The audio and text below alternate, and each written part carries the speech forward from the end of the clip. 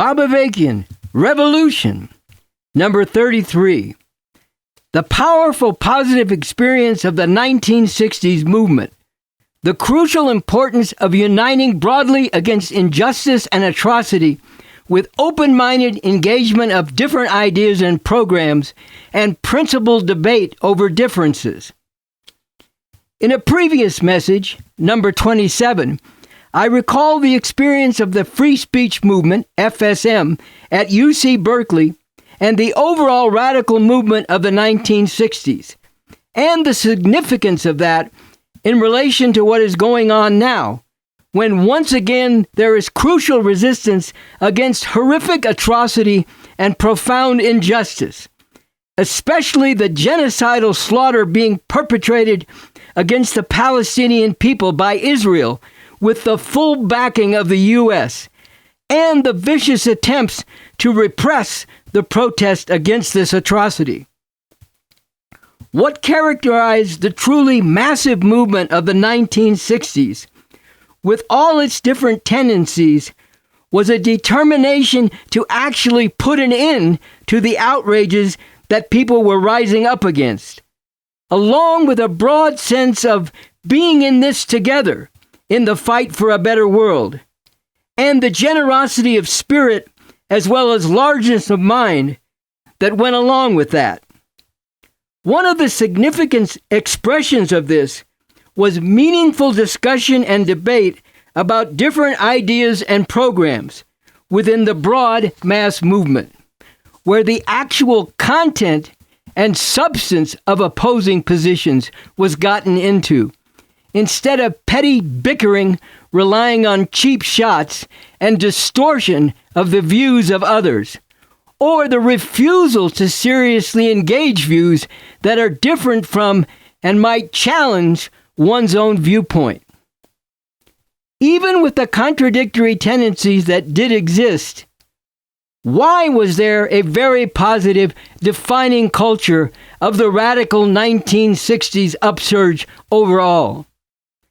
The basic answer is that with the many different ideas about what this meant, masses of people, especially youth, were aspiring to some kind of revolutionary, liberating transformation of the world.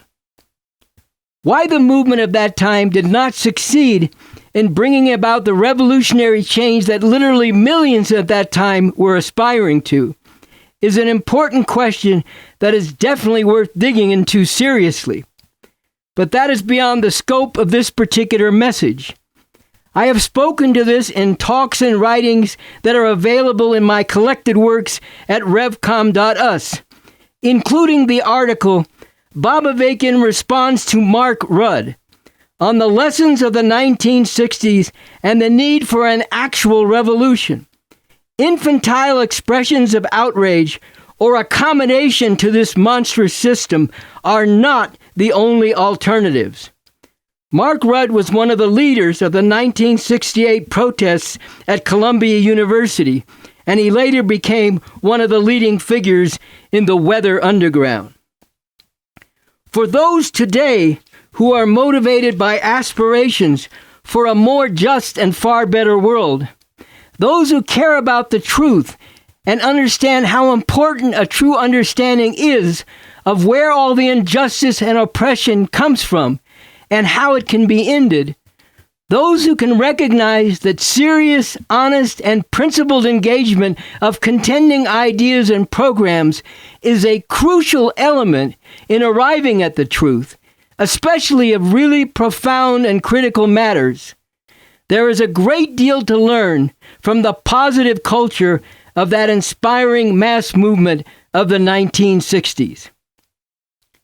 In light of what I have emphasized here, I'm going to speak to the accusation that when we Revcoms, revolutionary communists, take part in protests and other actions, we are just trying to promote our own thing, which is supposedly outside of or even in opposition to what the particular struggle or movement is about.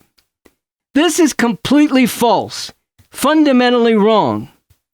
In taking part together with others in protests and resistance against injustice and oppression, we have two basic objectives: to unite all who can be united in the broadest possible way on the most principled basis in the struggle against this injustice and oppression, and to put forth, encourage broad discussion and debate around, and win as many people as possible to our understanding of the fundamental cause of all this injustice and oppression, and what is necessary to put an end to it and uproot the basis for it.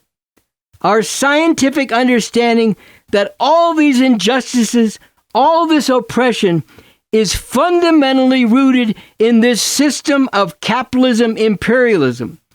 And while resistance against this is very important, it will require a revolution to overthrow this system and bring into being a fundamentally different and truly emancipating system in order to actually eliminate and uproot all this injustice and oppression. And there is this decisive point. It is very positive, very important whenever the idea of revolution is in the air. At the same time, there is the crucial question of what revolution actually means and what the content of a revolution should be. What are its aims and objectives, its guiding principles and ideology, and flowing from that, what must be and not be the methods and means of struggle to bring about that revolution.